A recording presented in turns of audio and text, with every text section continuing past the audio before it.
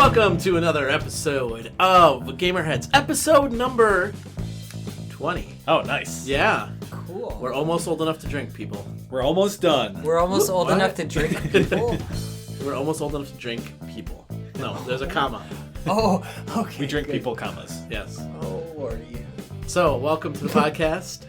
My name is Roger, aka Rogue Leader 76. Along with me are my colleagues.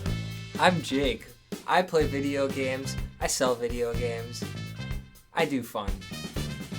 What's your gamer tag? It's not relevant. Oh, it is because of the games. Yeah. Okay, Yeah, it's quite relevant. Yeah, actually. Studley Omelet. I'm usually on PSN. Oh yeah. Okay, yeah, and I'm Matt, and my PSN handle is Symbiote. Oh, well, my general name is Symbiote. You can find me on Steam and stuff. Nice. He's a little more cultured than I am with video games. Yes, You got the little monocle going on. yeah. Someone posted the other day. They said, "Is a monocle business casual?" And I was like, I don't know what it's considered. I don't think it is. I think it's not. Because, like, where we work is visual casual, business casual. But I don't think if we walked in with a monocle... What about semi-formal? Does that include a monocle? I think that might. I think that... Yeah, if you did a monocle, but with the popped collar or something. Yeah, there you go. Just put a stain on your shirt just to like, offset the monocle you have in your eye. Do they even make monocles anymore? I wonder. Otherwise, it is formal. It has to be formal. It could only be semi-formal in that. Right. Well, yeah. I think of, like, the Peanut. Yeah, Mr. Peanut. Mr. Peanut. And he has a top hat on. He has the monocle on the cane. That is totally Or the Monopoly guy. Yeah, you know, people say he has it, but apparently he doesn't. What? The monocle? I don't think he has a monocle. Are you sure? Yeah, he I might think not he does. anymore. Well, They might have gotten rid of it. So. Yeah, maybe with the newer I don't versions. think there's a But monocle. Gaming My brain questions. thinks yeah. Well, that's crazy. That's crazy. I know. I'm going to just jump right to this. That's too coincidental. Wait. It really is. All right, What? jump right into it. It really is. I just need jump to into say it. I don't know what you're since talking we got to about. talk So about we it have a big anyway. show today, but Jake starts us off every podcast with something cool or unique that came into gaming generations. It is a great segue to that segment. No kidding. I couldn't help but just. And I interject. still don't know what it is. Like, I know, it's we're just amazing. building it An up. amazing That's pretty segue. amazing. It's all of the monopolies ever. What? It's so crazy how many monopolies they Yeah. make for every little thing now, Yeah. dude. It's weird They though. got a 'cause lot of them in. I gotta. Really? Yeah. Was there like a Like- collector of Monopoly games? It's pretty nuts, and there's even like collector edition, not Monopoly, or no, there was like a Zelda Clue. That's what That was that Zelda was, Clue. but Oh wait, are you other talking stuff, like but- the video game version or like the board There game are, version? so there's a board game Monopoly. Like we have it all the way. I understand that, Jake.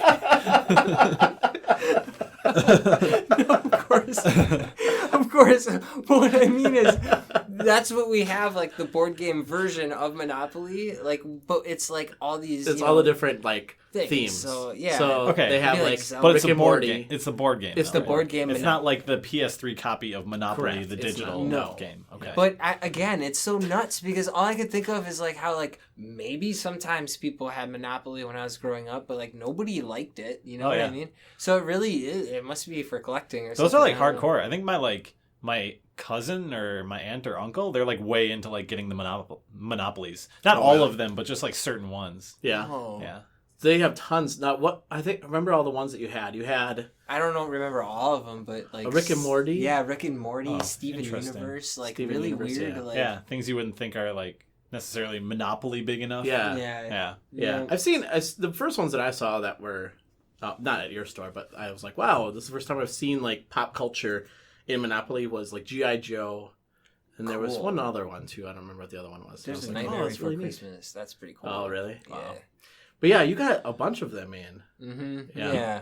I didn't know. You what don't to take do. board games though, do you? No, because we don't know the market at all. Like this is like Oh, so these are new. Yeah, though. these are they are new. brand Oh, new. okay. I thought you were saying you got them in as like a trade. Do you take puzzles in? Yeah, we have a ton. No, we don't take in puzzles, but Okay. now we have a ton of I puzzles. know. Yeah. too. They had some really cool Like from it's our really other ones. nice, and we're just like this is like my guess is leftover from vending for like events and stuff. sure. Like Evo just happened, so they like totally ordered a ton of stuff, and then like the stores got like all this cool stuff, and like just in time for fall. It seems pretty alright. Just in time for August. Yeah. Because Christmas gifts. Yeah, exactly. Pretty much, dude. Yep.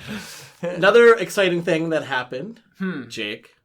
Congratulations. Thanks, man. Yep. Yeah, congrats, by the way. Dude, yeah. Jake got a promotion at his job. I just heard today. That was killer. I don't know if it was recent. Yeah, it was pretty recent, right? Yep, like over the weekend or whatever. Yeah, this was my first week. Just hopped right into it. Yeah, so now you're in charge of like 5 stores, 6 stores? Yep, we Wow. have 5 stores. It's just the stores, so I'm GM of the stores. And that's all there is to it. There's a lot to it. But who wants to talk? So you're the about guy that details? you're the guy that points at the store and goes, "More fidget spinners." No. Points at that store and is like, "Less fidget spinners, more monopolies." I think my favorite part about it, I guess, without talking about it too much, I still run the store and I'm still manager of the store. So when I have to tell all other managers like something that kind of hurts or sucks, I have to do it to myself too. So there's that kind of that's like weird. Yeah, it helps though. I think it really helps when I'm trying to argue the causes, like why it's important or why we need to do that. I think I have a huge advantage by running the store still, because then I could be like, "Oh, you think that sucks?" Like, well, I had the same things happening to me. Being at like the same level as those people. Mm-hmm.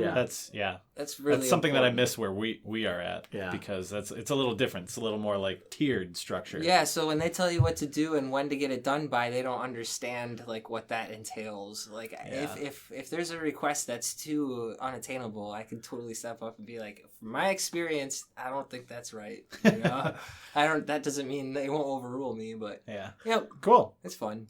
Speaking of that though, I worked at a small mom and pop shop and I worked in IT there.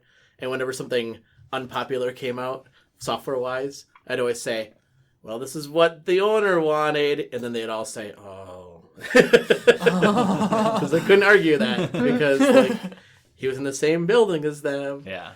Yeah, well, I'm not purchasing manager or anything like that. We have Yeah. a separate dude who does that stuff. So I don't know. We're really coming to form. It's Cool. nice. Yeah. Nice. Congrats, Thanks. Matt.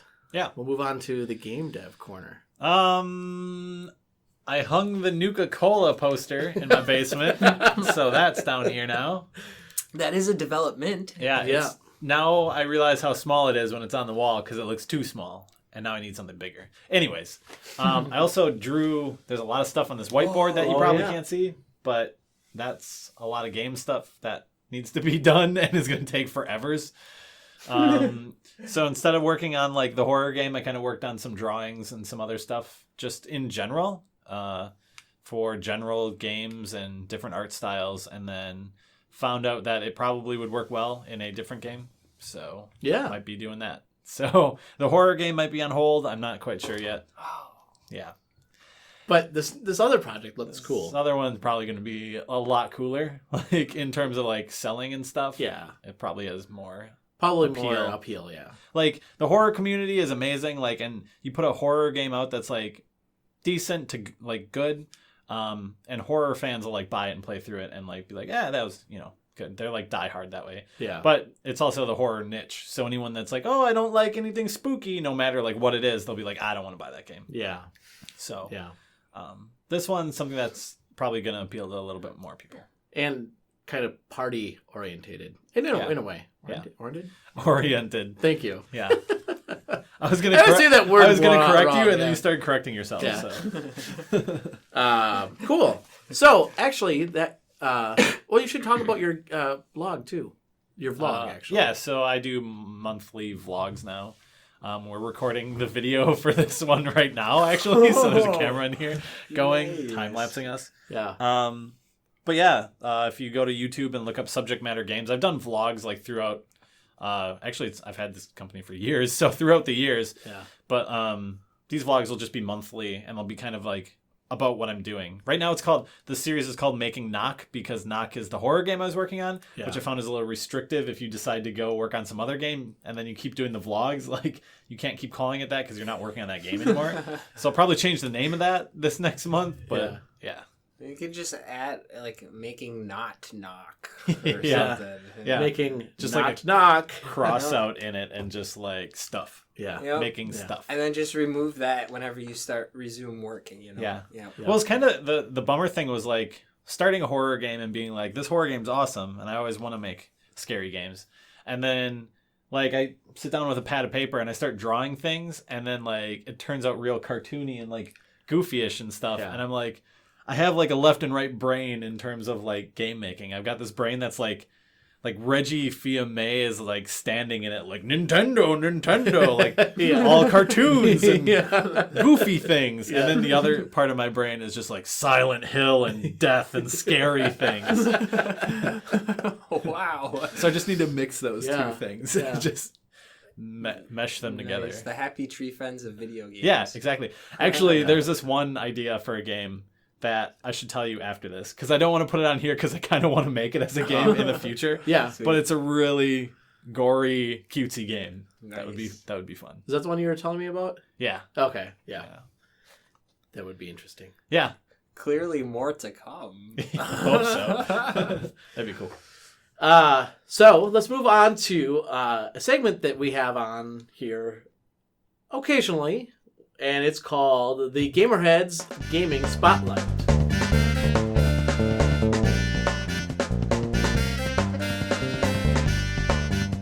All right, so this week, actually, we got lucky because we were able to get some review codes for the game Kid Tripp. Yep. For the 3DS, made from our friends from Four Horses. Yep.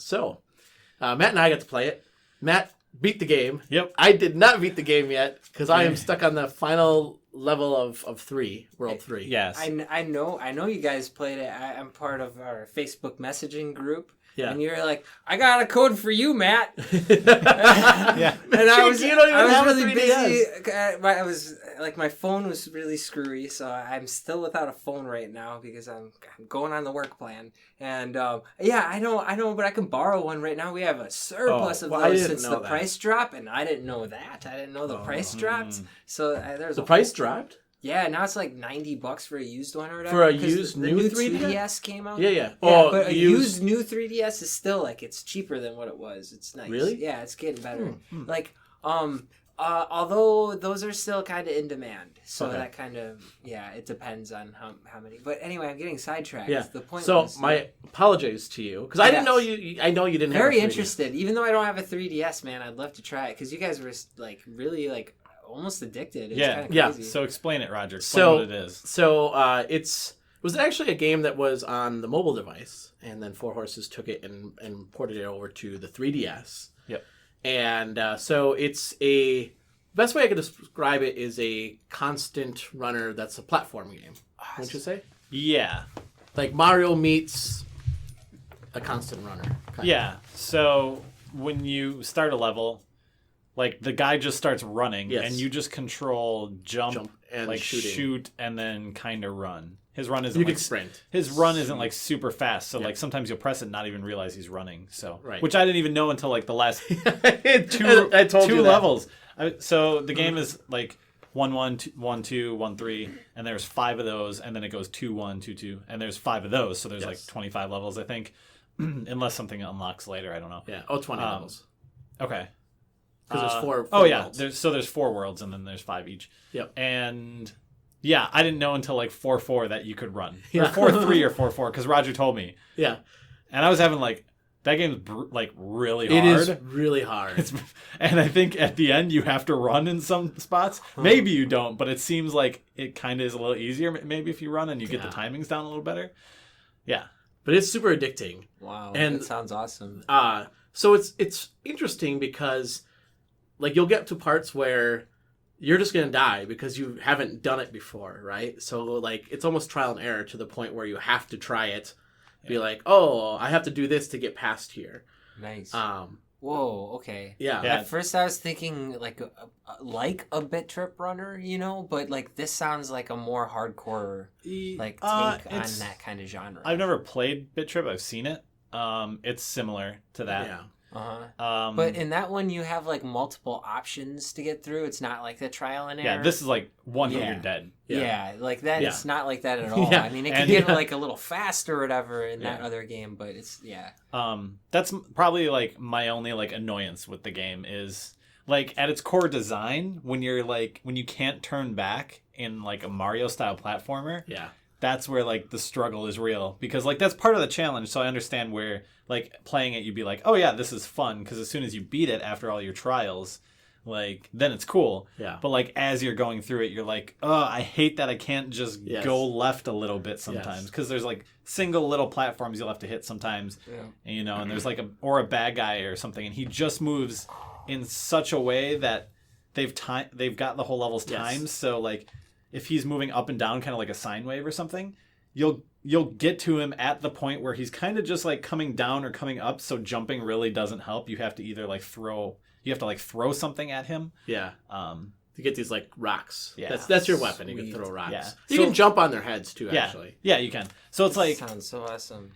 It's good, but it's annoying in the way that Dark Souls is annoying. Yes. You know what I mean? Yeah. Yeah, that's a really good analogy. In the way where you play it and you're like, I hate this game so bad, and then you like play it and beat the one boss and you're like, I'm king of the world, this game is awesome. You know what would be cool if they had like a perpetual mode in Mario in the same manner? That's what this would be. When I was a kid, you know, like I eventually got good enough to where I'd hold the Y button and run all the way through Super Mario World. That's exactly what this is. And so that's really nice. And then it also reminds me of a game, Ranko Tsukagimi's Longest Day. It's like this really sweet, like it's a graphic novel through and through, but then there's this like 8-level thing, but they throw in the mechanic where there's like demons chasing you, so you have to run all the time, and then it makes a little sense too. But yeah, I don't know, it sounds really awesome. I totally love these kind of games. It's cool because it has like the retro feel to it too, because like the graphics are, I mean, it makes it look very retro, but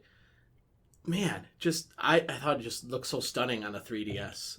Just it pops really well. Does it? Yeah, the colors were really good. I mean, and that's one thing. So I've been in communications with Mick from Four Horses, and I was like, man, this game is just so gorgeous, and the music is really good too. I thought the music was really fantastic. And even when you die, like the transition, like for the music from the level to when you die, just really was well done. It's just like that's what I really loved about that game. Nice, because there's sometimes when you die, and that's like the struggle. Actually, you know, is like I don't know. There's like 5 seconds even before you have to get back into it. If it's like annoying or whatever, you're like, I'm done. Yeah. So it's nice that even that's pleasant. Yeah. I got one funny story about that game too. So I was playing it, and then I handed it over to my wife, and I said, you should give this game a try. So I'm on the second. At this point, I'm in the second world. I had her go on the first world, and she plays the first world, first 1-1, right? And it says, new high score. And she says, oh, it looks like I beat your high score. And I'm like, son of a... Oh, man. So I told Mick that. And I swear that happened to you with their prior game that you played. Yes. And so I told Mick that, and then he shared that with his wife, and his wife said, I already like his wife already. That's great. That's awesome. So, definitely, yeah.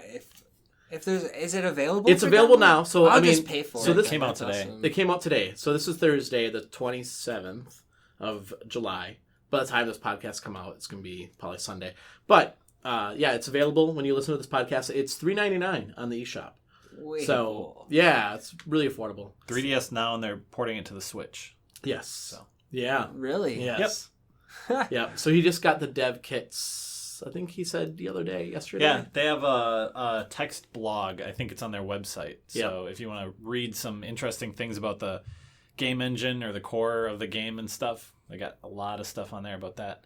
Awesome. I like to think maybe I had a little something to do with that. Probably not. One other thing about that game too. So the premise is that your plane crashes into a giraffe in the beginning, and you're getting chased by these. Totally forgot about that. Yeah. Oh, so they play in the Wait, reason you're being for the chased? mechanic Well, too. just in the very beginning, there's all those animals that are chasing after you. Because you get chased at the end. Oh, you do? Yeah, you don't know that. No, I don't. Yeah. Okay. In the last levels. So there's this monkey in the first level. There's a monkey throwing coconuts at you, and when you die in front of him, he like has this big grin on his face, and I'm like, I really hate this monkey. And I told Mick that, and he said, funny thing is that grin is called trolling in the code. I thought that was funny. Yeah. So yeah, I actually I would give this game an 8 out of 10. I really liked it. I thought it was fun, addicting, And it's really one of those games that you can sit down and just start playing right away, and you find yourself like an hour later saying, "Wow, I can't believe I spent so much time on this game," because it's just so addicting you to try to get through it. Exactly. And the other thing is that there's challenges too. I should mention this. So there's challenges. So even if you beat the game, there's trophies that you can get in the game. So there's a trophy for each level when you beat each level. There's a trophy for getting all the gold or all the coins in a level. There's a trophy for falling in the water and surviving. Yeah, there's just a lot. There's a lot of trophies. Yeah, there's also 3 control modes that make it progressively more difficult, because one is called hardcore, and it's really not easy. It's really quite hardcore. Yeah. I think it's like, because in the game, if you like hold the stick right or something in the normal mode, that's what gives him like a little bit of run. In hardcore, remember, he's always running. You have to like shoot and then hold the shoot button down. And then as you're holding the shoot button down, that's when he runs. So you really have to like learn your timings and stuff then. Yeah. Oh, yeah. Nice. Yeah. Whoa, Especially that's in complicated. later levels, because later levels, the ones where I was starting to use run and learn it, you kind of have to get, like, you almost have to start shooting sometimes knowing there's a guy in front of you, like knowing he's coming up, because otherwise it seems like you get too close to him sometimes, and you won't be able you won't to be at hold the right until angle and stuff. Yeah. That's awesome. That is awesome. So, yeah, it's fun. It's just everybody that has a 3DS, get it. If you want to wait for the Switch, I think it'd be a great game for the Switch. It's a great game for the 3DS. And what's it called again? Kid Tripp. Kid Tripp. Tripp. Yep. So, all right. Anything else you wanted to say, Matt? Nope. Okay. All right, let's move on to then the Gamerheads News Flash.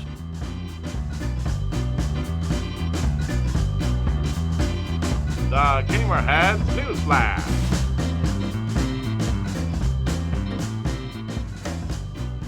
All right. You sounded way too excited. I didn't know there was like a silence there, so I'll make music as soon as you start talking. I'm going to put music in the post, okay? Well, I'm going to dee-doo over then. Okay. So, the news that I have here for this week. I bet you I got one that you don't got. Boom, boom, but I'll let you go first. Okay. So, the first one, Pokemon Go Fest was last weekend. Oh, I thought you were going to say a train wreck. It was a mess. Absolutely. Really? Oh, The one in yes. Indiana? Oh, there's all over the country. Okay. Yeah, and it was a complete mess. Like, people were saying they couldn't play the game because there was too many people hitting the servers. And Niantic came out and said that they were going to give all, I think, free coins to people for that were playing that day. Yeah, it was like I've seen some videos of people like trying to play and like their screens are just like flickering and being all like super weird. Like it sees a Pokemon and then like half the screen flickers black and then like half it's like it just had no idea what was going on. On the day they wanted to celebrate it. Yeah, I think it was 1 year anniversary. Yeah, I think. Yep. Yeah. So, I mean, the thing that people said that they did like about it was they got to go out and meet other people that are still playing the game. Oh, if only there were a way to do that without a video game. Like, go outside to a park and be like, hey, human. If only we could do that without our phones. But it is different, though, if you go out to the park and just, like, see some random person and be like, hey. I feel like it's so weird. No, especially if you do have something in common. Like if there's a dude fishing and you're fishing, you walk up to him and say, hey, what are you catching? Or if you have a kid and they have a kid, you say, hey, you have kids. I know, what and I this mean? one you can say, hey, what Pokemon have you caught? Yes. Yeah, it's but the same. me as a person who doesn't play it, I sit like across the street staring at all these weird people standing in the park with their phones aiming out, and I'm like, Keeping it real. why are you doing that? You look so weird. Yeah, I think the closest one for us was in Chicago, the big one. Okay. And I heard that one was also a mess, not only because of the fact that people couldn't play the game, but the fact that the people running it like were way behind schedule. Yeah. So, Pokemon Go mess.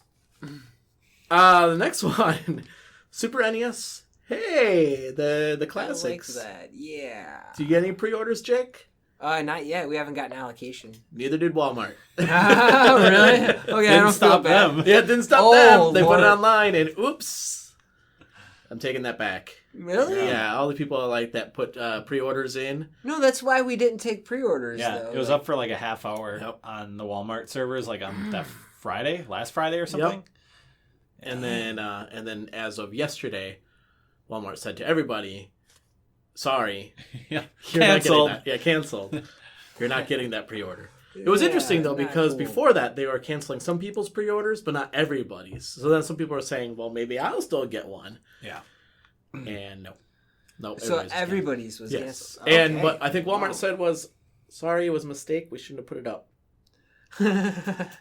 Okay, Walmart. This one I found was funny. Galaga is coming up with an animated TV series on Netflix. Oh, what? Make it stop. Stop. We don't need any more. What? So Curse you, Castlevania. Wouldn't it make it more like Galaxian if it was like a little more? I don't know, but don't you think that's kind of weird to make an animated series off of that game? Heck yeah. Like Heck yeah. it doesn't seem like there's Yeah. much there Well- for story for sure. Well, I'm pretty sure like Emoji Movie comes out this Oh, God, weekend, yeah. so yeah, not surprising. That's true. Well, there'd Good be like points. the spaceship, and then the spaceship with another spaceship next to it. That's the exact That's same. true. And then it would be really cool if that's like for a temporal. He has a temporal clone, and so they could really write a good story into that. They could. You know what but I mean? they're not going to. Ah, come on. I suppose though, but they're also. Oh, that's the other thing I forgot to mention. Dang. I don't know if we mentioned this on our previous podcast, but they are coming out with a Tetris movie too. Yeah, I think I heard that. Yeah, it's a trilogy, not just one movie. They're making a trilogy. Nice, the 10 gen. Are they all gonna Yeah. stack up? Oh! Yes. Yeah. We should make puns for Tetris movie every 2 weeks until it comes out. Nice. Oh yeah. That's gonna be my goal. I did see the trailer for the Jumanji movie now. Oh, yeah. by the way. That's pretty cool. It's Speaking, bad. speaking of retro stuff, God, it's so bad. I'm gonna write a column on that. Tetris. On Yeah. Tetris puns. A column on Tetris. Oh yeah, I got it. Good one. What? That's also kind of a Sega reference. That Because there was- was a game oh. called Columns on Sega. Yes, Nice. That was basically like Tetris. That's Yeah. three. That's Yeah. 3 in a row. oh my Oh God. You better stop lining them up so well. All right, I'm gonna clear this. This is and move gonna on be to like the next hour. Skip the hour of the podcast. Yeah. We're just gonna keep going. I'm gonna clear this discussion and move on. Episode next level. 21. Fortnite. You guys hear of this game? Yeah. Came out this week. Did it? Yeah. Oh my god. So this is the part I don't understand. So it came out and it's like $40 Okay. right now. I think that's the base game, and then you can buy like, the different you can buy this tier, the gold tier, or whatever. But from my understanding, later on in the year, it's coming out for free to play. So Fortnite? yeah. Yeah, I don't know. I used to version that you have to pay for, indirectly microtransactions. I used to Maybe. follow like Epic Games a bunch Yeah. until they started making these really weird games that I really wasn't interested in. Yeah. Like Unreal seems cool, but then they're like, "Oh, we're just gonna make it like a community-driven thing, so it's kind of a game, but we're kind of not really like gonna launch it like a game because like it's already out." But like it's just like a community-driven thing. So yeah, they're trying some weird stuff now. Yeah. Now that Cliffy went off and started doing his Lawbreakers thing. Yeah. Oh, that's that. Yeah. That is that. So That's going to be a limited run game. Back when Cliffy was there, they were doing Gears of War, Yeah. Unreal. I think he's been there since Jazz Jackrabbit, like way back in the day. Oh, interesting. So he's been kind of like pretty big designer guy there, right? And then he went off after a while and started doing his Lawbreakers stuff and left the Cool. studio. I was hesitant about ordering that because it's online only, I'm pretty sure. And I was like, why would I want a physical copy of a game I'm going to keep sealed forever if it's online only? Why would it? It doesn't matter if it's online or offline, actually. Never mind. I'm going to get it no matter what. But really cool to know the backstory that's his first project? No. Since? Oh, man. Oh, okay. Well, since. yeah, sorry, since. Not not total, but yeah, since. I don't know. People are playing it. It says good. Oh, so it's out? Fortnite? Fortnite. Yeah. Oh, Yeah. Fortnite. Okay. I don't think Epic like makes unpolished like poor games. No, They- I don't But think so either. I think Paragon, is that the name of it? Yeah. No. Yeah. What? Yeah. Isn't that the name of that BioWare game? What's the name of that BioWare game Oh. they just talked about? Oh, like I know a game is called That's Paragon. not Paragon, is it? I don't know, but there is a game called Paragon, which is like a shooting. What do you call those? Like It's like a MOBA. MOBA game. Yeah. Okay, yeah, that's theirs, I think, also. Okay. Pretty sure. Maybe not. Pretty sure. The other thing that I'll mention, and then if you have something besides what I have, Agents of Mayhem. Have you ever heard of this game too? Mm-hmm. Did you see their newest marketing? So it's like this cartoony porn thing. What? Yeah. What is Agents of Mayhem? I have no idea. Actually, I have no idea. Watching the cartoon video, I'm like, what? Because this was on Push Square. They had this video saying this is what they're coming out with now for advertisement. It is absolute trash. I have no idea what the game's about at all. Watching this, is this woman and she like cartoons opens up her shirt and there's like money on her, bosom. Yep. And then there's money on his, Yep. And as there typically is. Yes. And I was like, I have no idea what's going on here. What is this game even about? Like, that's actually the trailer for the Tetris movie. Yeah, actually, that's that's how the studio executives think they're going to get money. Yeah. So I'm not interested in this game. It sounds terrible. I mean, I might have been interested. I thought at first it sounded kind of cool. I'm like, oh, this might be a fun game. And now this is trash. I don't know. I just have a problem with trashy things like that. Like, I wonder if it's going to be like what was that? Not. Oh, it's a plane. It's a plane, guys. It's not a UFO. A plane just flew by, apparently. Whoa, that was shocking. Anyway. And you're the only one who saw it. Yeah. Back to the podcast, Jake. All right. Yep. Yeah, I ran out of thoughts. Okay. Words are words. Next news story. Final news story. Biggest news story of the week. Actually, I think I had two, but I can't remember one. So I'm just going to say the one. Okay. Get ready to get blown away. You ready? Ready for this? The Sims 4 is coming to consoles. Yes, I heard that. What? Yes, I heard that too. First Sims game to come to consoles since like 1 or maybe 2. Yeah, but this game's old. It's Sims 4 is like what, 2008? I know. I just thought it was funny. No, it's later than that because I remember the blowback when it came out because it was online, like DRM. Oh, really? Yeah, I remember, and so I was working at Gaming Gen, so it was at least within the past 8 years. Okay. Yeah. But Well, it's coming back, and it's not some watered down port. They said. Okay. But it doesn't have user mods, of course. Exciting. Yeah, it's exciting for some people, certainly. Yeah. I mean, that is a question. Do you guys have Sims on PS4? And they still haven't made one of those silly versions, My Sims or whatever. Yeah, Sims that's true. Like Kingdom. I said, they haven't made a Sims game for quite a while. Yeah, but you know what they have on the DS? Miami Nights, Singles in the City. That's true. Boom, chicka, bow, wow. Oh, yeah. Yeah. Get that game instead. Yeah. That game's... You can get that game quality. for $2 at your store, Jake. It's probably still got Roger's save game on it. Probably. Actually, probably. Nice. All right, well, let's take a break here. And then when we come back, we're going to be talking about our hot topic.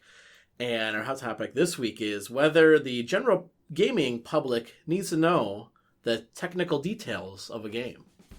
We'll be right back.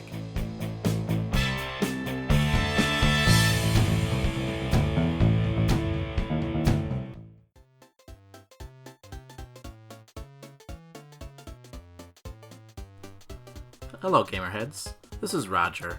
Follow us on our YouTube channel, Gamerheads Podcast, where you can catch all our latest episodes, Let's Plays, and you can also catch us live on Wednesday nights for a segment we call Kick Roger's Butt at Video Games. That's Gamerheads Podcast on YouTube.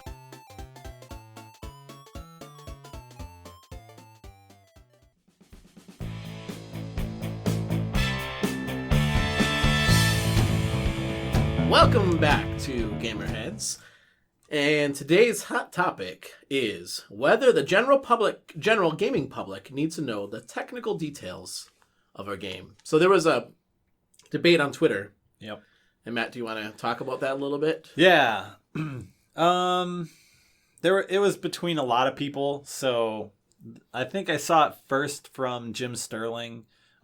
Who's an independent game critic, if you're unaware of who he is. He's on YouTube.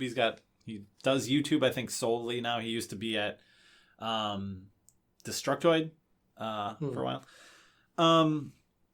Someone got into something with him about whether people needed to know if a game was made using Unity or whether it was made using Unreal or what engine it was made with. Yeah. Because there's this thing happening where people go on Steam, primarily Steam, because you don't really leave comments and stuff on PlayStation games so much in like the digital storefronts. Yeah. And they'll go on to Steam and be like, oh, this game looks really good or really bad. What engine is it made in? Oh, it's Unity. Well, that sucks. I don't like this game anymore. And then they'll just hate on it because it's made in Unity. Whether they liked it or not. Like there's developers who put out posts and updates and stuff, and they're, putting their game out there in early access like a lot of developers do on Steam. Yeah. And they'll say they'll be like, what game engine are you using? As a question from the community. And they'll say, we're using Unity. And then there's an image of this where the next post is them like, well, I'm extremely uninterested in this game now. Just because they're using Unity, right? And the reason for this, again, is because we talked about this in a previous episode, but there's a lot of asset flips and stuff, and a lot of that gets attributed towards Unity. Because Unity and Unreal are two of the biggest free engines to use, right? Right. You also have some more of the paid ones, Game Maker, FPS Creator, and stuff like that. But the more common ones nowadays are Unity and Unreal, and I don't know why people go to Unity more than it seems like they go to Unreal. But Unreal, to be fair, has its fair share of, games where people have just tossed in assets that they've gotten from a store. Because Unreal also has a storefront you can buy stuff. Yeah. So the whole discussion we're going to have is whether they need to be on stage, at E3 saying, this is running on the Call of Duty engine. Like, do we care? Do we care? Do we need to talk about that? Yeah. Yep. No. I mean, no. No. My biggest argument against anybody who wants to say Unity, whatever, is like, it seems like a powerful enough and diverse enough engine or system to make like Super Mario World or something, right? So if somebody if Super Mario World never existed before and somebody made it for the first time using Unity, you couldn't say it's a bad game because of the engine. I think Super Mario Run or whatever that is for the iPhone, that was made with Unity. Oh, perfect example, actually. That's a AAA blockbuster. And so you can't. You can't predetermine stuff like that. Of course, people are going to do cookie cutter stuff, and then you got to look at the other side of that, where it's like, what do big AAA people do if not borrow? I think of the CryEngine during the PS3 era and stuff, where you could tell a lot of generic games that just used it. So the grass looked pretty and the suits were shiny, but it didn't mean it was a good game. There's a few out there that I've seen, especially Jim Sterling cover, that are in that same engine, the latest version of that, and they're just pretty bad because they're just thrown together and thrown out there. Mm-hmm. Yeah. Now, the issue is that it's the developers, right? It's not Unity's problem. No it's doubt. Not Unreal's problem. No doubt. It seems like they give enough tools to the developers. Do you think it's bad to withhold that information, though? Do you think it'd be bad if someone was like, hey, what engine are you using? And the dev's like, well, I'm not going to tell you. Well, do they have to? So there's a lot of games where you start playing where it'll say in the beginning it says this is Unreal Engine or this is the Unity engine. Do you, as a game developer, is that required that you put that in the game for as part of the credits, that you're giving them credit? I can't remember off the top of my head. It's different by company. You can turn it off in Unity. I know that. And I don't know what the requirements is for putting it back on. Okay. For a while, they forced it on the developers if they were using the free version. Sure. It would always come up at the start of it and say made with Unity, whatever edition. And as you paid for a more professional license, that would go away. Now it seems like you can just take that off. Okay. Yeah. No, I don't. I mean, I think it's good. I mean, I think it's weird. I mean, I'm coming from somebody that doesn't really pay attention to what engine it's built on, because I don't care if the game is good, it's a good game. If the game is bad, it's a bad game. Yeah. And so I don't really care. So if to me, if a developer said, "Oh, I made this on Unity," I'd be like, "All right, let's give it a shot." Yeah. But I think that it's going back to that culture of the YouTube culture, where just people kind of have just this negative attitude without even playing the game. They're just like, oh, I'm a critic, and I'm gonna tell you this is gonna be bad because To be honest, I think that's like the game, like you said, culture, like even us. Like Jake, if you saw some game at E3, let's say it was a third-person Eastern RPG, like everyone speaks Japanese, English subtitles, obviously made by like a Square Enix or like big RPG company. And they came out and they said, this is a new, IP or whatever. And then they finish it up by saying, this is powered by the Call of Duty engine. Would you be like, oh, that's awesome? Or would you be like, that seems really weird. I kind of don't know about this game now. I would say that's kind of weird. I wonder how they got away with that. Yeah. You know what I mean? Yeah. So it would be interesting. I feel like most people would be like, that is strange. I feel like this is going to have problems with this engine now, Because they feel like they know the engine, being told that I've seen these other games use the engine, so I assume that this game is going to be bad. But don't you think that that's kind of neat, though, if they can take an engine that, like, this is what traditionally it was done with, right? Yeah. But now we're going to do something completely different with it. It's good if that game's good. Well, yeah. But if that game turns out to be even close to mediocre, the next game that comes after that gets that reputation. Yeah. Yep. But I don't know, like Frostbite, the Frostbite engine made Battlefield 4 and it made Medal of Honor Warfighter. Yeah, there was some... And did it also make the new Star Wars... best and worst rated shooters. Did it make the Star Wars Battlefront game too, or no? Yeah, but that was the next version, Frostbite 3. But still... There's some game that used Frostbite. Oh! Was it Mass Effect Andromeda? Does that use Frostbite? I think it does. I think it's DICE. It does. And there was some... I don't know. This might be complete DICE. I don't think rumor. it is anymore, But there was a YouTuber that I watched the other day. I think it was... I don't know who it was. It's one of the bigger, controversy developers or YouTubers. Jim Sterling and some of the others kind of bring up some more of the, stickier topics. Yeah.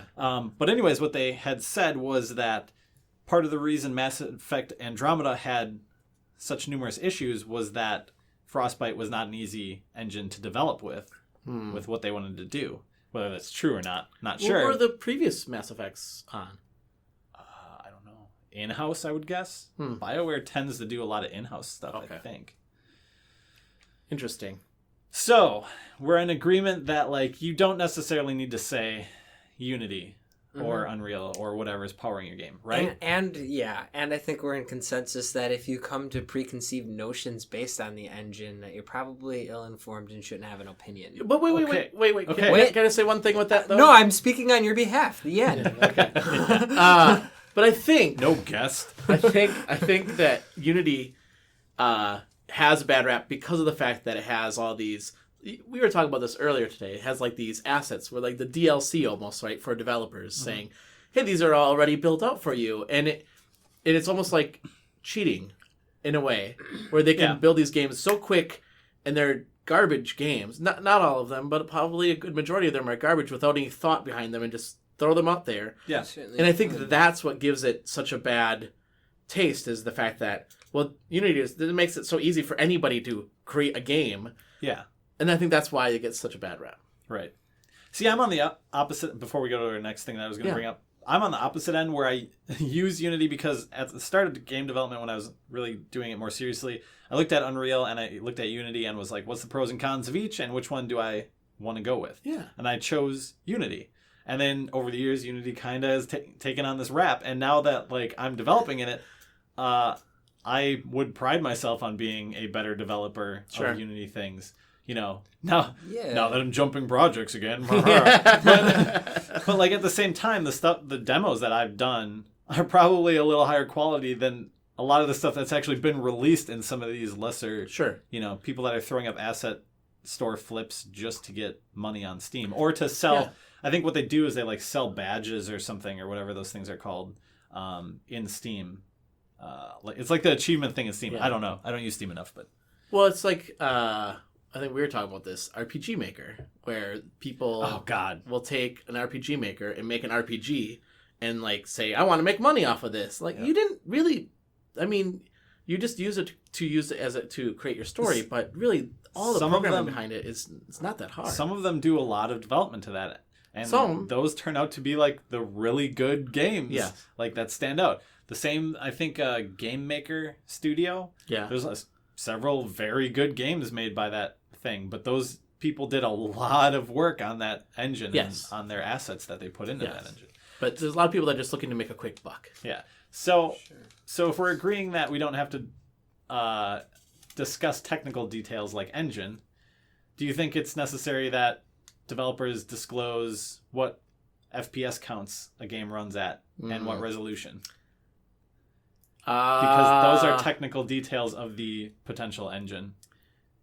I think that it's hard for them not to, because I feel like if you were going to say this is going to be a multiplayer game online and you didn't give that information out, people will be very upset when they go home and start playing the game and it runs like garbage. Sure. But I guess it doesn't. But how is that different than if they play the game single player and it runs like garbage and it's not because of the frame rate necessarily, but let's say it's the engine's fault or something. But it's funny to me, like, I don't, and I think that this is maybe because I'm older and I just never really paid attention to that kind of stuff, or maybe I just don't pay attention to that kind of stuff, but I never really I don't look at a game like what the FPS is or anything like that. I don't care. If it runs like crap, it runs like crap. If it runs well, like one thing that people complain about is Hyrule Warriors on the old 3DS. Yeah. And they say, oh, this runs so slow, and the enemies kind of just pop. But to me, like, again, maybe it's just the fact that I am so forgiving when it comes to games because I played so many bad games when I was a kid. That to me, if I'm holding a handheld and I can actually play like a game like Hyrule Warriors, even if it's an older Nintendo, I'm like, wow, this is so amazing. Like, they were able to do this. And I guess I'm more and I don't really care about the FPS. If it runs absolutely slow and it's just garbage, then I'll just say this is a garbage game. I would have to say it always made sense for computer software to mention that stuff because you built your PC around that. And now more than ever, I feel like it's kind of pertinent where each console has their own like even beginning, middle, and upper tier in the case of Xbox, but in the case of PlayStation, they have at least 2 tiers with their original and then their pro, and people will buy that hardware for the sole purpose of making sure their software runs at particular it's interesting that things. You say that, so too. It would be important that the software, that they knew that the software that they're buying is capable of outputting true versions of whatever it is they're looking for rather than emulated versions. Well, it's interesting that you say that because the Destiny 2, they were saying that the frame per second is going to be the same on Xbox One X as PlayStation 4. I think PlayStation 4 Pro. That there's not going to be any difference. And people are saying, well, then why should I even buy the Xbox One X? But that's the thing. Does it matter? Like, if the gameplay feels bad between both of them, does it matter if you're getting 30 or 60 frames per second? Well, I think what they're saying is that if I'm going to spend extra couple $100 on that system, I better have the software better run better on that system versus the software on the. That's not going to make the game better if the gameplay sucks. That's absolutely true. That's absolutely true. No, but again, what I'm saying is like 2 people might play the same exact game, and one person has like a more elite console, whatever. I hate to use the Xbox phrasing, but you know what I mean. So like they get that game, like they want to make sure they know that game is capable of outputting on their system in a way that makes their experience better than the average experience. Yes. Right. You know what I mean? So let's go to Naughty Dog, our favorite developer to pick on. I'm putting in quotes. Yeah. Let's say they come out with Last of Us 2. It's on PlayStation 4 and PC, and they've locked it to 30 frames a second, but not once does it dip under 30 frames per second. Does it deserve to be marked down because they did that? Because in consumers' minds, when they hear 30, they're like, well, that's not 60. It sounds like a crap game to me. Yeah. And then like they kind of brush it off in their minds at least a little bit, if they're those types of people that are concerned about frame rates and stuff. See, but that never bothered me. That's, again, I don't care. What if Naughty Dog was like, Last of Us 2 is built on Unity at a strict 30 frames per second, and it runs at 1080. Yeah, but here's not 4K or whatever. It runs at 1080. But here's the thing: I already know that Naughty Dog makes good games.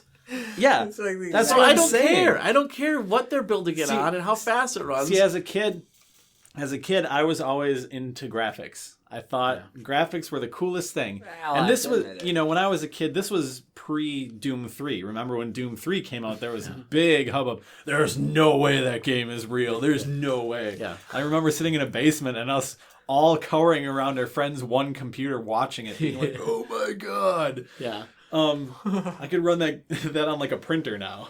But like, I never thought like gameplay was good, but now I'm like complete opposite. Like I think gameplay is like, if you have bad gameplay and it runs smooth, it's not a good game. Right. If you have bad graphics and it's good gameplay, it's still probably at least a mediocre game. Yeah. You know? Yeah. No, I agree with that. I think to me, I was always astonished with the newest graphics that came out, but that never was the reason that I play games. Like, to me, I can still go... I still love going to an arcade and playing Donkey Kong and playing, like, Joust and playing all the old games. You have to admit you weren't like that growing up, though. Like, when I saw Destruction Derby, I was like, this is real! Those cars are, like, running into each other! This is real! Dad! I was playing Cruisin' USA once Right? in an arcade, and you can hit cows in that game. Yeah. And some lady told me to stop hitting the cows. She was like, "Stop hitting those cows! They didn't do anything to you. They're not real. This is a computer game, lady." Yeah. Well, and I look at... so where I used to work was a logistics company, and they had a software, a driving simulator software, and the graphics are absolutely garbage. Yeah. But the mechanics behind it was fantastic because that's what they wanted to use for, teaching their drivers, like, here's a dangerous situation. And what was cool about the software is that you could actually go in there and you can build out an area, like a docking area that was really, really difficult to maneuver around. Like, they know this is a very difficult place.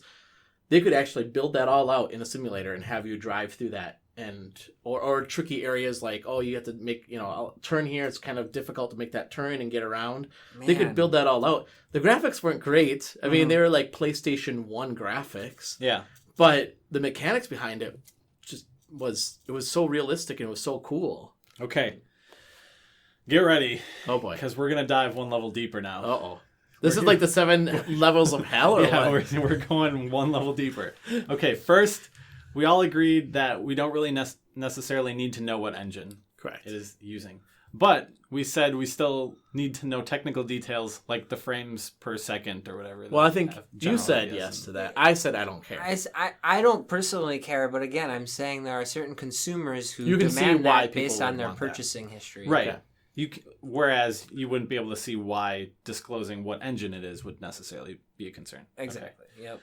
Do you think, going back to our Kid Tripp discussion from earlier, for horses, if you're listening, if retro-styled games redefine the necessity of telling people what frames it runs at?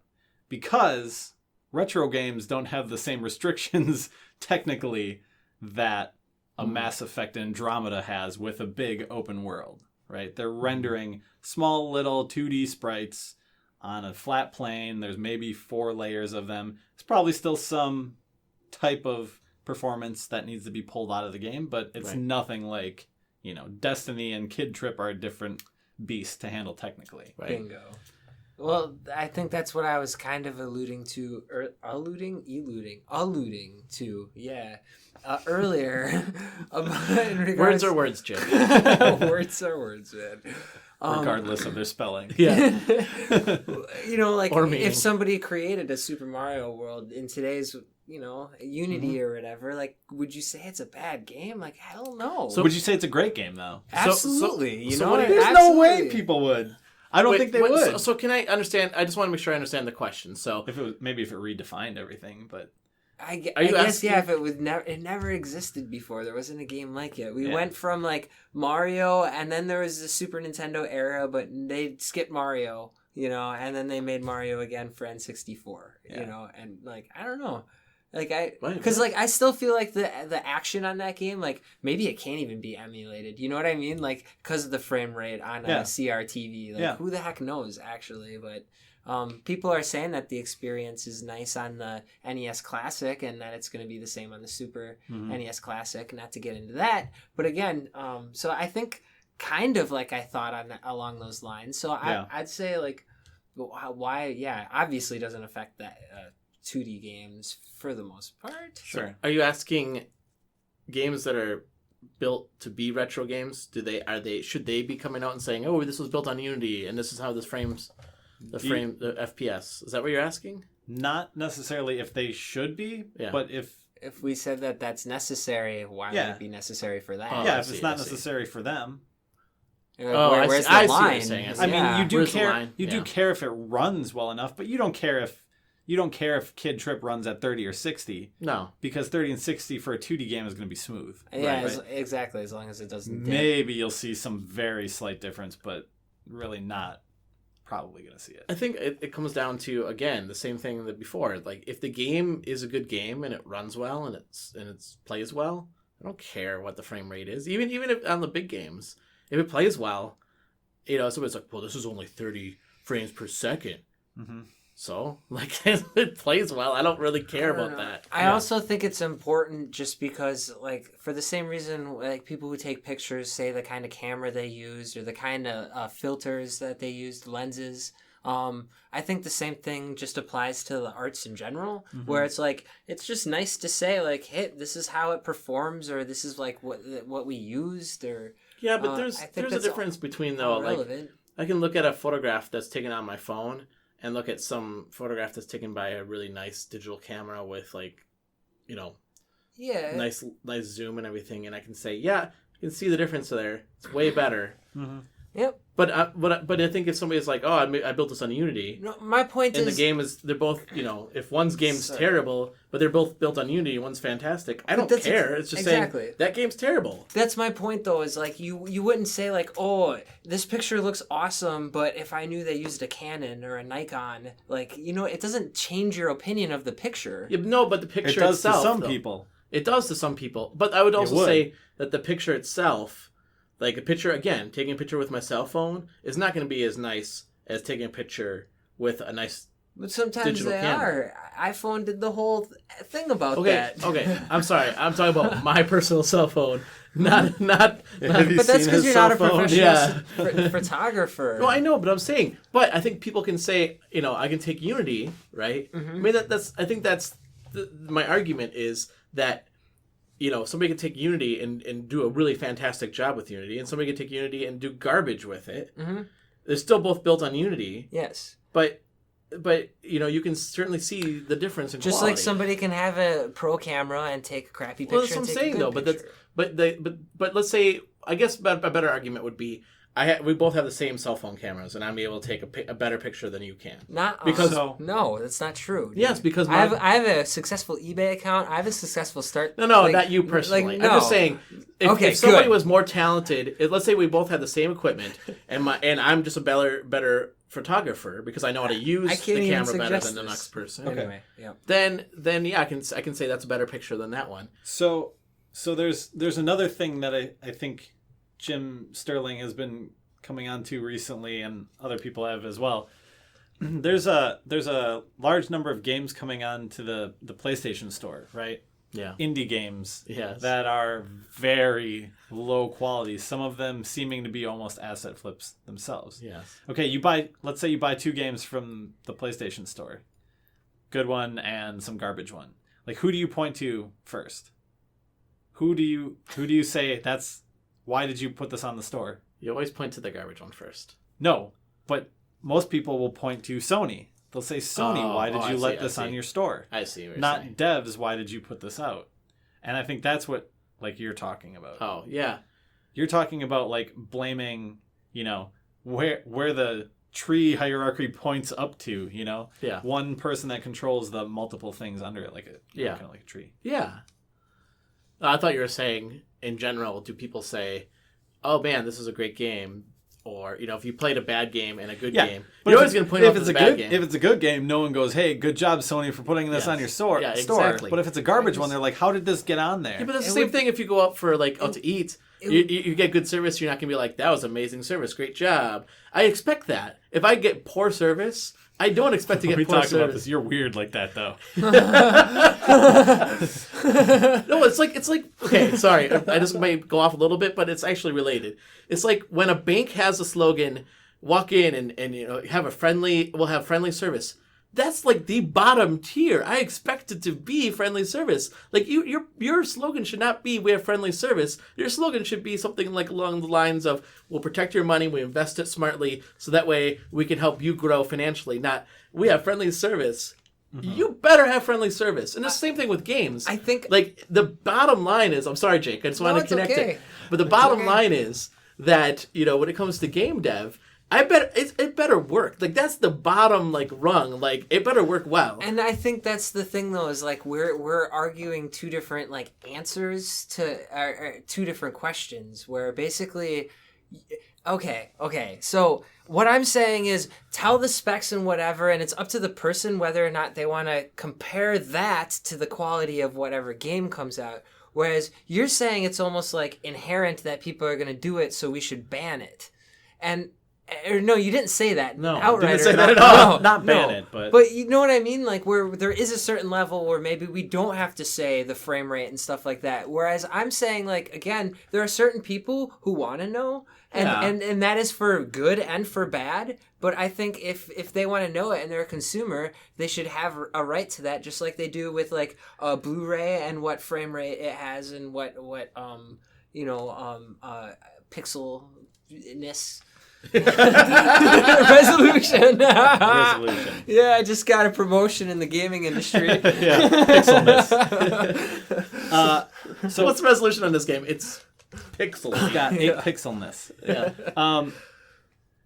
That's the mystery of, pardon my French, the shitty game developer. That's what I have spent so many years trying to figure out. Do these people think these garbage games are good? And that's what Jim always says that in his things. Yeah. Maybe these people think these are quality the developer that made it. Yes. Do they think that that's a quality game? Yes. You can start it. You can play it. That doesn't make it it's a terrible broken game. But I think if it's an asset flip, it typically runs. You know why? Because the asset kits work on their own. Yeah, but don't you think so they click the build button, put it out there. Okay. It runs, it works, you got a game. But isn't that how life is in general? But see, I'm saying you have a different standard quality. I know, but I'm just saying, if I go into a restaurant and I eat a burger that's terrible, right? Yeah. And I'll say, does this cook actually think this burger is good? That's what I'm saying, though. You, okay, we all know that you kind of dislike Taco Bell quite a bit. Yeah. But I don't think that's I don't like this Taco Bell. I don't like it when people shove thumbs up their nose. I don't think it's a problem with the workers at these Taco Bells you go to. I think Taco Bell's standard is lower than your expected standard, right? And you go into a Taco Bell experiencing they're gonna roll out the gold carpet and serve you a taco made out of Dorito flavored bacon bits and stuff. No. And you get the saddest looking derp taco. served served by a person with their finger in their nose. And you're like, I'm Roger, I expect more from you. It's the same thing when you buy a bad game. Nice. That's not.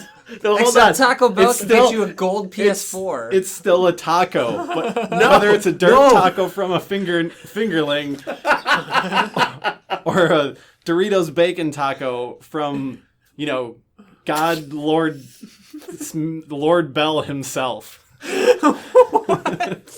No, sponsor us, Taco Bell.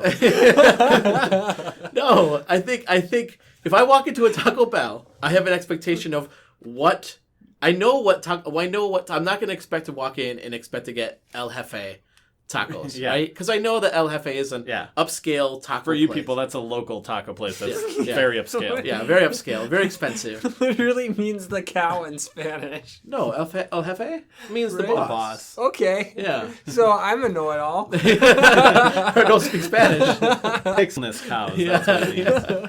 But I walk into a Taco Bell, I expect it to be I have a standard of what that Taco Bell should be, and if it doesn't meet that standard, that bothers me. But if they put out a product, is that not their job? Yes, exactly. So does that product have to be a great product? It has to be to the standard of what every other Taco Bell is. Or a functional product. There's a standard. There's a basic standard. It's the same thing what I was saying about the bank. There's a basic standard of, I expect you to be friendly. I expect you to be polite. I expect you to help me with my transactions. And if that's your slogan of, we're friendly, no, you got bigger problems. The same with these developers. We can make a game. Sure, you can make a game, but if it's shit, guess what? It's shit. It doesn't matter. Like, if it's a shit game, it's a shit game. Yeah, but I'm not putting any of this out. Sorry, anybody that's offended by. But it runs. They're swearing this podcast. But it runs. Yeah, so does the Taco Bell. It looks like it's. I mean, there's meat and there's cheese and there's a shell. No. It might be all messed up. No, see, like running would be like if you went to Taco Bell and you're like, I want the beef soft taco. And then they gave you two things, a beef soft taco and a rag full of glass. And they're like, take one of these tacos. And they're both wrapped, so you don't know which one's a taco. And you grab one and you eat it. Like, that's the equivalent of a not running game, right? Yeah, okay. But these games run, so they are a taco. No, okay, but it's the equivalent of saying, here's a taco that's put together properly, right? And here's a taco that, I mean, it has all the ingredients. That would be the difference between...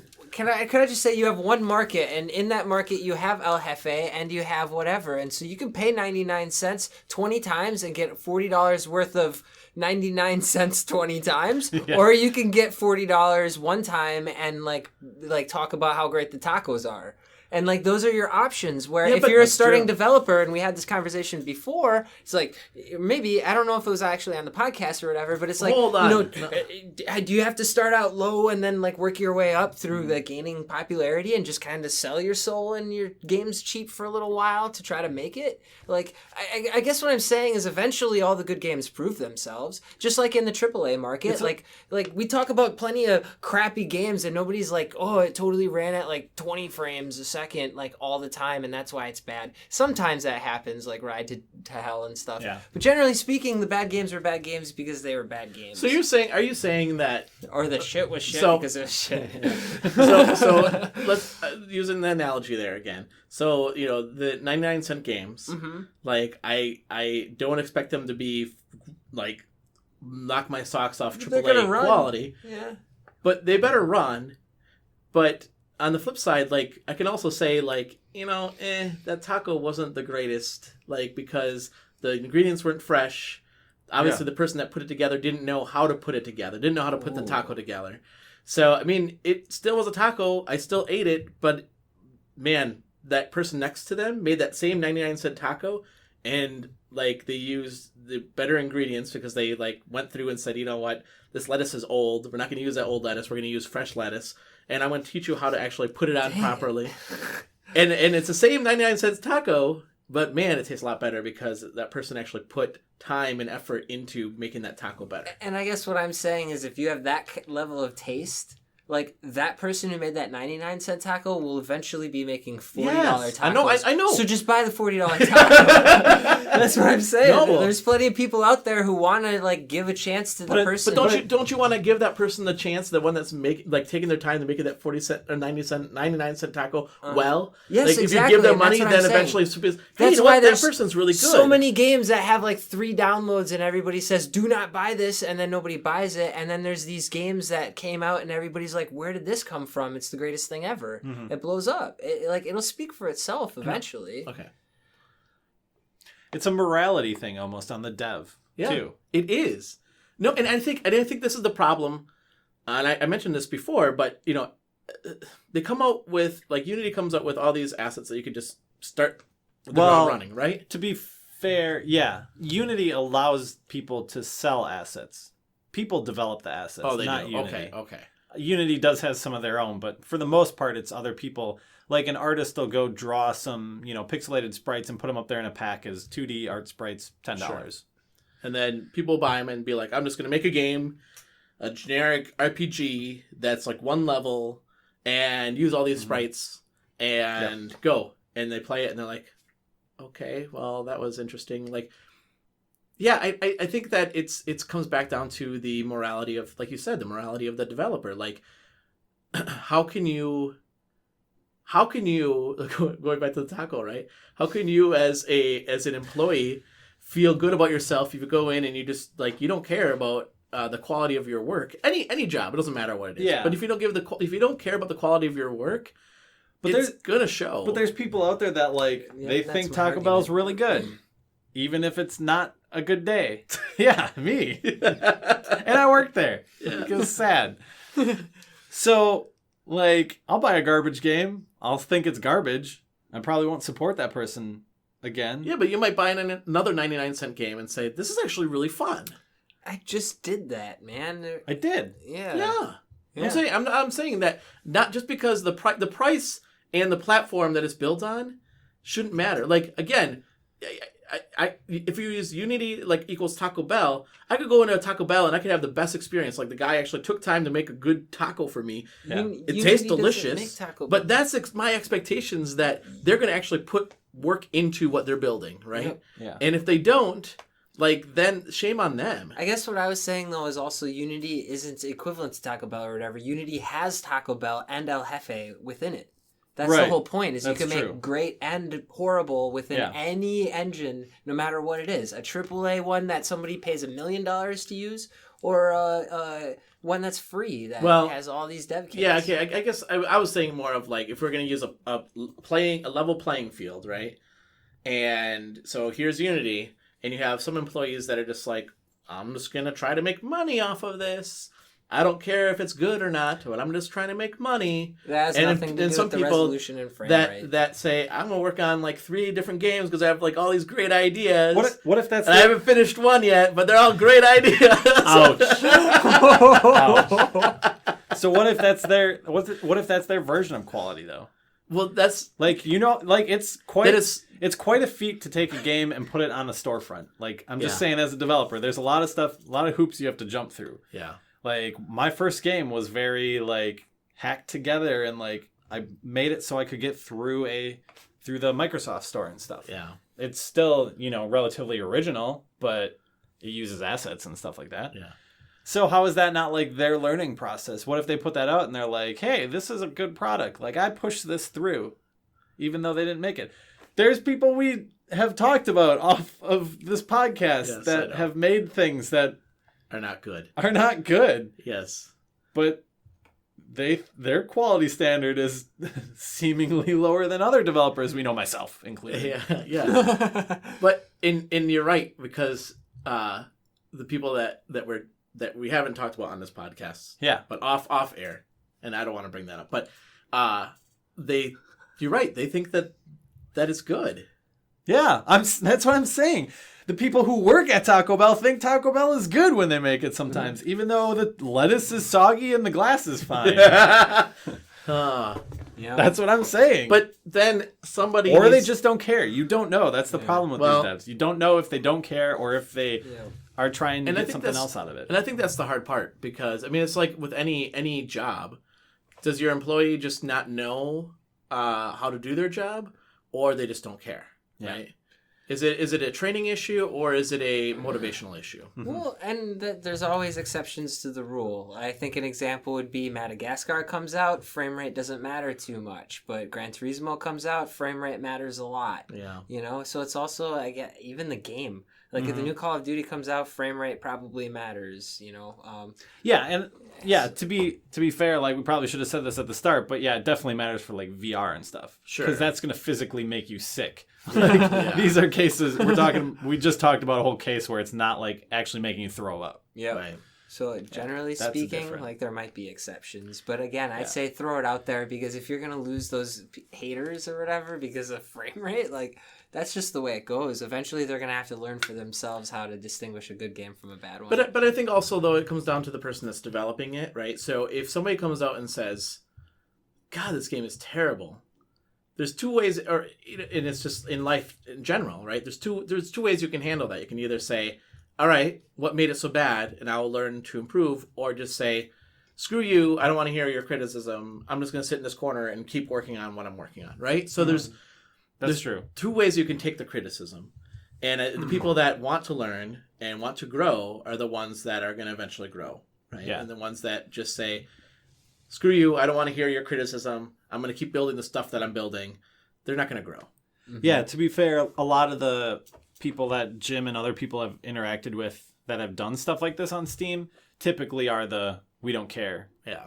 We don't, you're dumb. You don't know what a good game is. And, they come back at the community like the community is trying to be hostile on them, which sometimes the community is a little like in their face, but the dev also, can take that in a different way than calling people swear words and stuff. Well, thinking of the developer of Fez. Like yeah. Oh, God. Yeah. There's a reason I don't play that game. Like, there's a reason I've never played that game. But, in that one documentary where he just, like, people were not even mean. I mean, he did get a lot of really bad hate. Not gonna lie, but but there are times where people have given him criticism saying, hey, this could be, and he just like internalized it and took it personally. Yeah. And I think it's hard because as a writer, I can understand this too. It's, what you put in paper is personal, right? Mm-hmm. Same with games, right? What you're putting out there is your personal like work. Yeah. And if somebody criticizes it, you feel like they're criticizing you. You have to, it depends. For me, it's always dependent. You have to get, a skin, for certain things. Like, YouTube, when I did gaming YouTube stuff, I got a bunch of hate. But, for some reason, YouTube comments never got to me. Yeah. Some people do YouTube, and they're like, I can't stand all these hate comments I get. I get a comment. Really? Yeah, I get a comment on, one of my more popular videos that's like, who's this fat dude talking to me? He's stupid. Or something much worse than that. Yeah. I just think it's funny. I stick it in my head and I'm like, that's hilarious to think again, of. think about the kind of person who goes out of their way to even waste their time doing that. Right. You know what I mean? It's like, you could... Dude, there's no way that I am best friends with anybody who would do the kind of stuff they do to developers or YouTube personalities or what have you. They would never even think about wasting their time doing something like that. But so how could you take it personally? But I think on the I'll flip take those side, people though, seriously. I think that's part of that YouTube culture now, though, too. Don't you think there's this whole to be known as a YouTube personality or whatever, you have to be kind of there's some people that say I have to put on this face, I have to be like the AVGN kind of attitude. And so I mean that's a whole nother conversation. But that is actually a good topic. So in the end, Taco Bell sponsor us. Yes. El Jefe sponsor us. Yeah. Both of you sponsor us. Loot Crate. We didn't even talk about you, but you should sponsor you us should because sponsor we us did an too. unboxing in one of the last videos. Yeah, actually, you know what? Next podcast, we should bring in some Taco Bell and some El Jefe, and we can eat it and blind test and see. We should which buy. like We should which buy engine Taco they Bell use. for each other, and then unbest it live on air. Nice. Be Oh, like, yeah. I had them make this custom for you, Roger. Yeah, their best taco. Yeah, I said use the good lettuce. Yeah. Just kidding, don't. All right. As we wrap up here, why don't we go around and tell people what games we have been playing? Okay. Matt. I played a little round of Cluster Truck. On Yeah, I PC. saw that. And you can see your YouTube video on Yeah, I that. made a YouTube video on it. I put it on that channel I was talking about. Yeah. I put a video on once a year. Yeah. Not the Subject Matter Games one, a different one. That was very funny, by the way. So I did Cluster Truck, Kid Tripp, and Elder Scrolls Online. Did I talk about that last time? No. I played Morrowind. Oh, you did? And I think I might have played some other PlayStation 4 game, but I don't remember. What else? You beat I played Pokemon a little bit too. Life is Strange. Oh yeah, I beat Life is Strange. Yep. That too. Oh, Yep. cool. That With game. the extra chapter? That is a game. Is there an extra chapter? Or prequel chapter? No, that's coming out. No, that's coming out. Oh. Yeah. Oh. It's a 5-chapter game now. I Yeah. see it. It's not out yet. Took a while. Yeah. It's all right.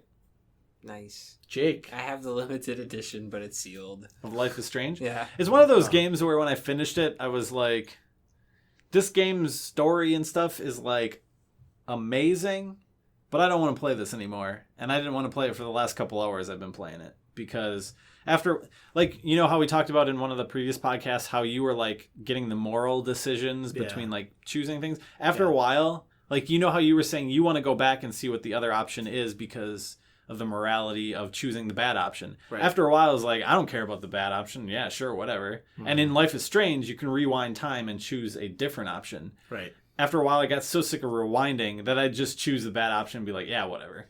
Like, whatever I get at the end, it's how the cookie crumbles, how the taco Nice. crunches. He took the heavy rain approach. Yeah. Like, but my that's decision is interesting. my decision. Because, I mean, My morality was shattered by that point. I know. I was just going to say, we had an episode on Can Video Games Teach Morality?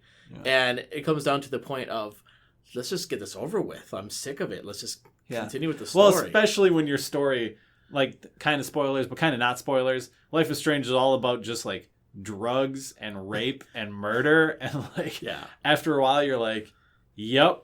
Cool. Another scene all about that murder or suspected murder or whatever happens in the game. Right. And it's like, yeah, I'm done. Like, I really don't care. Just like do your thing. I know what's going to go on here. And I said, man, if I was her, growing up, like if I had that kind of teenage life, God, I'd be messed up. Yeah. that was my biggest complaint with it. It's too heavy? Not to get off topic. Yeah, it's too heavy rain. No, I'm kidding. It starts off very like after school special. Yeah. Like, it's like there's there's a whole cast of characters, and every character has their own after school special. Yeah. Like this lady's addicted to drugs.